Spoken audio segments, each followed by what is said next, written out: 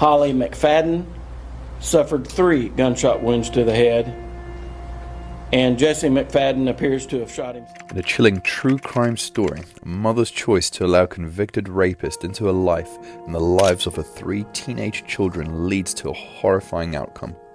This is the story of Jesse McFadden, a man with a long history of sexual offenses who was granted the opportunity to act as a father figure to 3 vulnerable teenagers. But on the day he was due in court, police discovered a shocking scene at his home. 7 bodies, all shot in the head, with 2 of them having been sexually assaulted. This raises a critical question. How could such a tragic event occur? By the end of this video, you'll be left to ponder the unsettling case. This tragedy unfolded about a year ago in Henrietta, Oklahoma, and revolves around Holly McFadden, a vibrant 35-year-old mother of 3 teenagers. Holly had 2 daughters, Tiffany, who was just 13, and Riley, who was 17, alongside her 15-year-old son, Michael. Although the children had different biological fathers, they affectionately referred to Tiffany's father, Joe, as their dad. Joe had not only been a hard rock for Holly and her children throughout their lives, but after 13 years of marriage, he remained a steadfast presence even after their divorce. Joe's love and commitment to the children never faltered. He even wanted to adopt Michael and Riley. However, everything changed when Holly remarried on May 26, 2021 to Jesse McFadden. This seemingly happy union took a dark turn that no one could have anticipated. From an outside perspective, they appeared to embody a perfect blended family. But the ugly truths about Jesse began to surface just a year later. It remains unclear whether Holly was aware of Jesse's criminal history before their marriage, but it was reported that her mother discovered his troubling past months before the tragedy struck. Jesse McFadden's background included a tumultuous upbringing in Kansas, where he dropped out of school after the 9th grade. He experienced legal issues early on, starting with an underage beer possession charge. In 2002, he admitted to stealing over $80,000 from his grandfather and pled guilty to grand larceny. He faced further legal trouble for driving with a suspended license, and notably for attacking a 17-year-old girl at knife point due to sexual motives, which led to a 20-year prison sentence. While incarcerated, Jesse's behavior continued to raise alarms. He was caught with a cell phone in 2013 after reportedly sending sexual messages to a woman over several months. In 2016, he faced more legal issues when authorities discovered explicit communications with a 16-year-old girl named Caitlin, who had reported his actions. Despite being required to serve 85% of his sentence, Jesse was eligible for early release due to a favorable evaluation for work and education. However, the discovery of banned cell phone activity temporarily revoked this privilege before he was finally released in October 2020. This raises significant questions about how a person with such a problematic past was granted early release, especially after being caught engaging in the same behaviors that led to his incarceration. It's perplexing as to why he wasn't kept in jail until his trial, particularly since his prior infractions should have precluded his release. After leaving prison, Jesse was required to check in regularly with the sheriff's office, but neglected these obligations, which further violated restrictions preventing him from being near places where children gather. While waiting for his trial, which was postponed for several years, Jesse married Holly and took on a stepfather role in her children's lives. His trial related to his communications with Caitlin was finally set to begin on May 1st, 2023. Jesse intended to argue that he was only in contact with a friend of the minor rather than the minor herself. Initially, Holly and Joe had established strict rules that required anyone around the children to pass a background check. Holly had assured Joe that Jesse's background check was clear, leaving ambiguity about whether she fully recognized the gravity of Jesse's past actions. As the events unfolded in late April 2023, Ivy Webster and Brittany Brewer, along with a few other friends, were invited to stay at Tiffany's house, where Jesse was also present. The weekend was intended for fun, but things took a slight turn. Jesse took Brittany shopping, but when Brittany's parents received puzzling messages suggesting that they were heading to McFadden's family property, concern began to grow. By Monday morning, none of the children, Brittany, Ivy, Tiffany, Michael, or Riley, were seen on the school bus, which passed their homes. Alarmed, their parents reported them missing. Meanwhile, Jesse was scheduled to appear in court that same Monday, but failed to do so. Police waited outside his property for a warrant, and when they finally gained access, they were unprepared for the horrific discovery that awaited them. They found 7 bodies scattered across Jesse McFadden's property. The shock of discovering Jesse among the deceased was just the beginning. Authorities soon identified the other victims: Jesse's wife Holly, his 3 stepchildren Tiffany, Michael, and Riley, as well as Ivy and Brittany, 2 close family friends. All 7 had been brutally shot in the head with a 9mm pistol, a chilling detail that illustrated the senseless violence of this tragic incident. Ivy Webster suffered 1 gunshot wound to the head. Brittany Brewer suffered 1 gunshot wound to the head. Riley Allen suffered 1 gunshot wound to the head. Tiffany Guess suffered 2 gunshot wounds to the head. Michael Mayo suffered 2 gunshot wounds to the head. Holly McFadden suffered 3 gunshot wounds to the head. And Jesse McFadden appears to have shot himself in the head. Assisting the Violent Crime Task Force with the search, the crime scene, and the investigation were the following agencies: the Okmulgee County Sheriff's Office, the Henrietta Police Department, Henrietta Fire Department, OSBI, ATF, and the Muskogee Nation AG's office. The bodies were discovered across 2 distinct sites on the expansive property. Ivy, Brittany, and Riley were located approximately a quarter mile from the home, while the other 4 victims were found deep within a thickly wooded area. The separation of the remains hinted at a sinister scenario. It was possible that these individuals had been killed in various locations and subsequently moved, or perhaps they were attempting to escape their assailant. Investigators quickly unraveled the tragic truth. Jesse had first turned the gun on his wife, her children, and their friends before ultimately taking his own life. The motive behind these horrific murders remains unclear, but several unsettling clues point to a deeper issue. Notably, Jesse was due to stand trial on the very morning the bodies were discovered, which raises chilling questions about whether these crimes were committed to protect his dark secrets and shield his family from the shocking realities of his past actions. The night before his trial, disturbing messages were revealed, the turmoil within Jesse's mind. Caitlin, a key figure in his previous legal troubles, shared that she received alarming messages from him just hours before the court proceedings. At around 8 p.m., she was preparing for the significant day ahead. Caitlin noticed a Facebook message request from Jesse McFadden. In that correspondence, Jesse expressed anger towards her for not dropping the charges against him, revealing a sense of frustration that his life seemed to be spiraling out of control because of her. "I did exactly what I promised I would do when I go out," he wrote. "I got a marketing job with great money and was advancing. I've been here 2 years now, built a great life like I promised with you. This is all on you for continuing this." In a follow-up message, he stated, "Now it's all gone. I told you I would not go back." These messages painted a picture of a desperate man trying to evade the prospect of returning to prison and furious that his hidden life was on the verge of being exposed. Initially, Caitlin interpreted Jesse's messages as possibly blaming her for some personal failing, perhaps tied to job loss or another setback.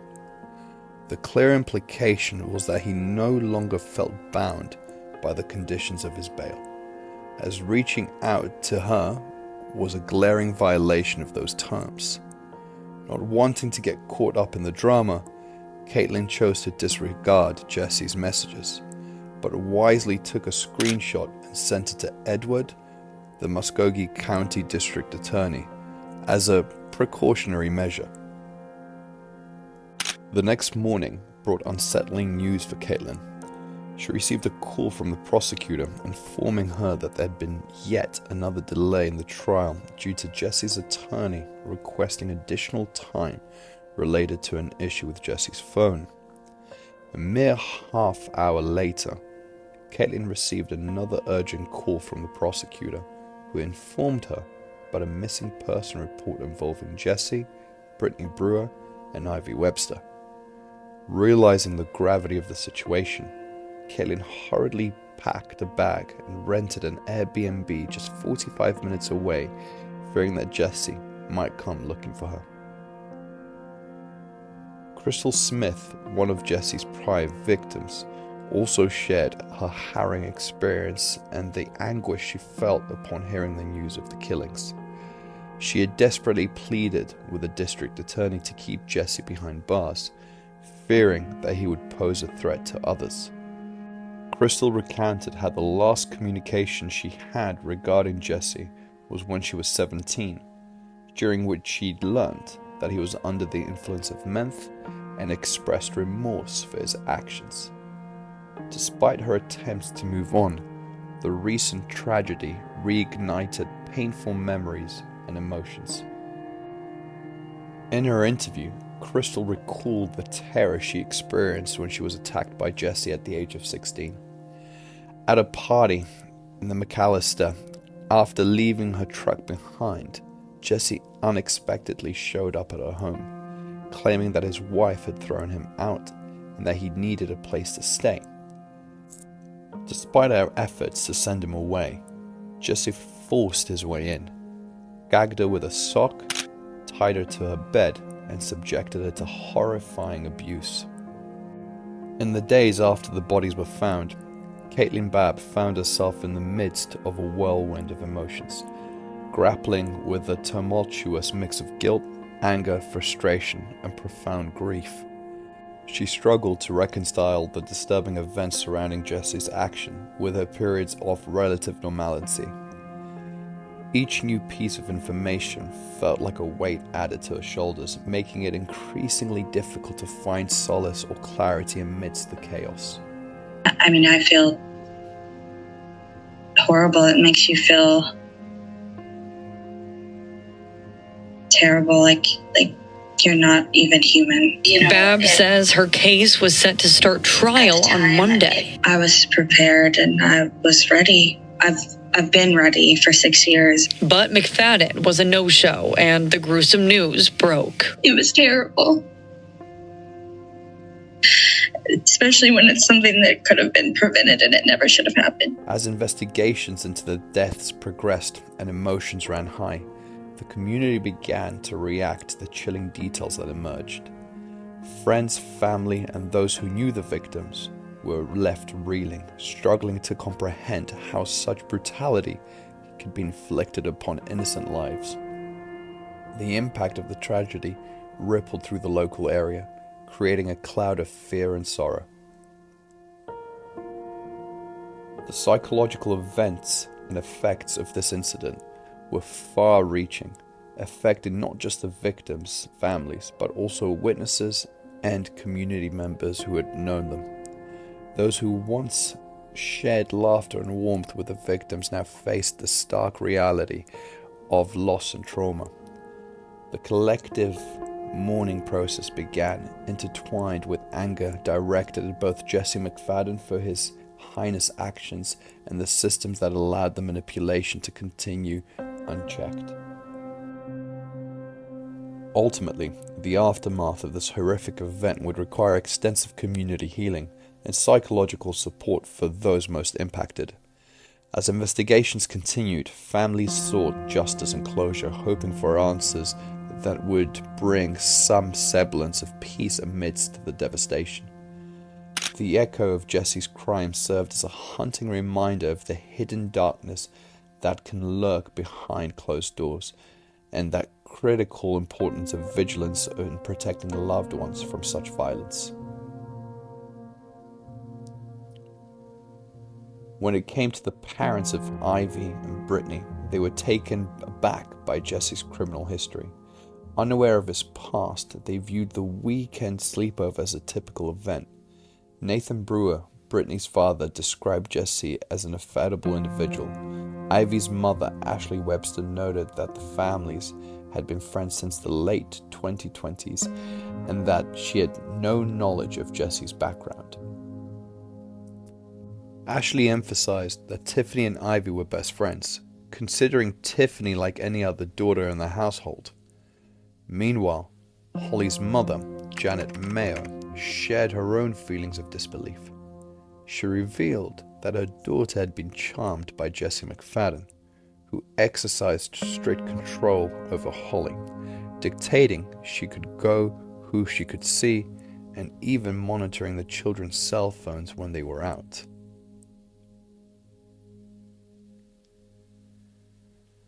Janet recalled that Jesse was often distant and reserved around her and her husband, which only added to their unease. In fact, they were the first to uncover Jesse's criminal record. Months prior to the tragic event, Janet's husband had been researching a co-worker's criminal history, which they stumbled upon information about Jesse's past. Concerned, they confronted Holly, prompting her to ask Jesse for clarity. In a disturbing twist, Jesse reportedly hired someone to persuade Holly that his previous legal issues were simply misunderstandings, and that he hadn't harmed anyone back in 2003, despite Holly's assurance that Jesse had cleared a background check. It raised significant red flags for Janet and her husband. I was probably the most outspoken family member about Jesse being a registered sex offender. And I would say, do this, Jan, say this. And anytime we tried to approach the situation, she was punished. She was shut down. She was constantly on eggshells. She wouldn't be able to talk to her children. So she had to keep a balance. She had to accept things if she wanted to keep an eye on the grandkids and talk to her daughter. A few days after the devastating murders, the families of the victims, accompanied by a sheriff's investigator, were granted access to the house where their loved ones had spent their last days. What they encountered inside was horrifying. Several beds were fitted with restraints and chains secured to the frames, while in the kitchen, a chain and lock were affixed to the island counter. The residence was cluttered with troubling items, including bondage gear, restraining devices, lubrication bottles, and books related to witchcraft. Throughout the home, drug paraphernalia was scattered about, including what appeared to be candy laced with drugs. Investigations meticulously gathered a wealth of evidence from the scene, which included computers, cell phones, soiled bed sheets, and other unsettling items. Among the findings, one of the families discovered their daughter's cell phone along with several additional devices, including multiple computers and 2 laptops. They also found a bloody wet wipe, 5 more phones, and even more unsettling items concealed within a closet. Cell phones, laptops, sex and bondage devices. In 2 weeks, officials have collected at least 2 hard drives, 9 cell phones, palm and fingerprints from McFadden's truck, and various purchase receipts. The storage unit under McFadden's wife's name has also been searched. When they contacted the police to report the situation, to their shock, they were told to leave the property. Shortly after, a notebook was discovered, filled with names including those of the 6 individuals whom Jesse had murdered. Given the disturbing contents of the house, many had begun to question whether Holly was aware of Jesse's sinister actions. The condition of the house was appalling, suggesting that something horrific had been occurring for an extended period of time. It is astonishing that all this evidence was overlooked, potentially due to the gross negligence of the part of the law enforcement who allowed the family to enter the crime scene before it had even been secured. The existence of that notebook is chilling, raising fears that Jesse may have orchestrated this tragedy with meticulous planning. In an emotional interview, Ivy's parents expressed their belief that Jesse had impersonated their daughter in a text they received on Sunday, after she had already been killed. Ivy's mother, Ashley, recounted that she'd been texting with Ivy late on Saturday night. However, the message she received the following morning felt unusual. The text indicated that Ivy was headed to McAllister and would return later. Now, they suspect that Jesse had sent that message believing Ivy was likely gone when it was dispatched. Ashley described Ivy as a wonderful child who adored animals, cared for people, and loved playing softball. Ivy was known for her big heart and her compassion for those around her. Above all, she was Ashley's best friend, always thoughtful in her messages before and after events, never failing to say "I love you." So when Ivy texted about going swimming in McAllister, something about the wording felt off to Ashley, but she dismissed it, thinking Ivy was simply in a hurry. Ivy's parents acknowledged that while they found Jesse to be somewhat odd at times, they felt it was safe for their daughter to visit his home, as many of Ivy's friends often gathered there as well. Moreover, Tiffany frequently stayed over at their house on weekends, and they never noticed anything amiss during those visits. Jesse had everyone convinced of his facade as a loving husband and caring father figure. Nathan, Brittany's father, struggled to hold back tears while reminiscing about his daughter, remembering her outgoing nature and her aspirations to become a teacher. Brittany was selected to be Miss July in a local pageant part of the Miss National competition in Tulsa, and both she and her loved ones were thrilled about it. Nathan's heartbreak lay in the fact that she would never have the chance to participate or experience anything else like that in life. Janet, who tragically lost 4 family members, spoke candidly about her daughter and grandchildren. She described Holly as a devoted mother who was fierce, protective, and loved her deeply. Jesse's actions warranted far more than an easy exit. He needed to be held accountable and face true justice for the atrocities he committed. It became evident that even those who have known him while incarcerated were shedding light on his deeply twisted nature. Locked up with a dangerous man. We were cellmates for about 16 months, maybe a little bit longer than that. While James Fleming was serving time for burglary, he met Jesse McFadden, who we've told you police say killed 5 children, his wife, and himself. His weird sexual predatorness just like came out of him. Like everything that we talked about it always led to like a sexual comment or innuendo. James Fleming, who shared a cell with McFadden at Joseph Harp Correctional Center in 2015, described Jesse as obsessively sexual, noting that their conversations often became unsettling and inappropriate. Fleming recounted he talked about sex all the time. It wasn't just occasionally, it was constant. I told someone recently that if I hadn't been strong mentally and physically, I believe he would have tried to molest me. Fleming further reflected on how learning about McFadden's past altered his perceptions of him.